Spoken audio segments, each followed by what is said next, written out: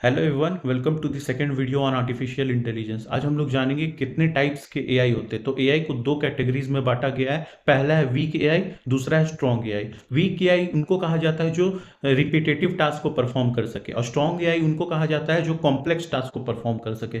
तो इसकी चार फर्दर कैटेगरीज है। पहली है आपकी रिएक्टिव मशीन्स। रिएक्टिव मशीन्स क्या होती है? जो किसी इनपुट पे रिएक्ट करे। दूसरी टाइप की जो मशीन्स होती है वो होती है लिमिटेड मेमोरी। इनमें कुछ लिमिटेड मेमोरी होता है, कुछ स्पेस होता है जो अपने पास्ट एक्सपीरियंस को थोड़े बहुत को स्टोर करके रखती है। मान लो आजकल घर की सफाई वाली मशीन्स आती है, रोबोट्स जो घर को क्लीन करते हैं, तो उसमें क्या होता है, लिमिटेड मेमोरी। वो कुछ कुछ मेमोरी को स्टोर रखते हैं, जैसे कि इस कॉर्नर में सफाई ज्यादा करनी है, इस कॉर्नर में नहीं करनी है, तो उनको कहा जाता है लिमिटेड मेमोरी। तीसरी होती है theory of mind. Theory of mind क्या होता है?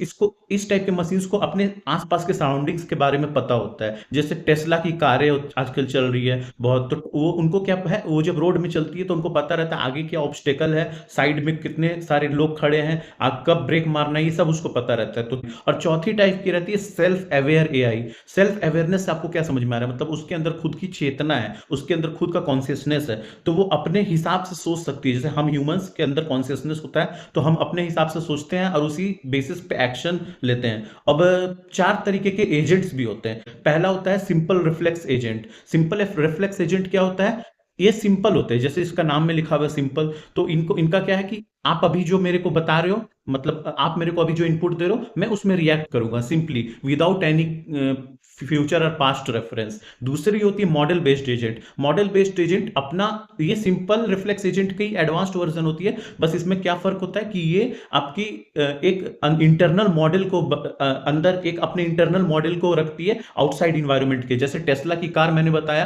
तो ये क्या है कि उसके पास एक अपना बाहर के इन्वायरमेंट का एक इंटरनल स्टेट है, ठीक है ना। उस बेसिस पे वो डिसीजन लेती है कि हाँ, यहाँ पर कितने आदमी है, कितने लोग हैं, कितनी भीड़ है, और मुझे क्या एक्शन लेना है, ठीक है। फिर तीसरा होता है गोल बेस्ड एजेंट। गोल बेस्ड एजेंट क्या होता है? जिनको किसी स्पेसिफिक गोल को अचीव करना होता है। मान लो कि एक मशीन है, उसका काम है इस पूरे रूम को साफ कर देना, तो उसका गोल ही वही है, वो उस गोल के लिए जो भी बन पाएगा वो करेगा और उस गोल को अचीव करेगा। चौथा होता है जो utility based agent. Utility based agent क्या होता है? मतलब ये एक यूटिलिटी फंक्शन में काम करते हैं। यूटिलिटी फंक्शन मतलब कि एक ऐसा फंक्शन जिसके, मान लो आप कोई एक्शन लोगे, उनका दो ही परिणाम हो सकता है, या तो गुड या तो बैड।